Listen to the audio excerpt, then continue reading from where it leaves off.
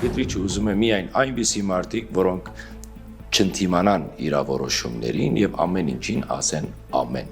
Այսինքն ես ցավում եմ այսօր ասելու, որ կոնե ես որպես հոգեվորական ես շատ գիտեի, որ մեր խոհանոցի մեջ շատ գեղդեր կան։ Բայց այդքան որ խապված էինք, ես դա չգիտեի, ես այսօր շոկային վիճակի մեջ եմ։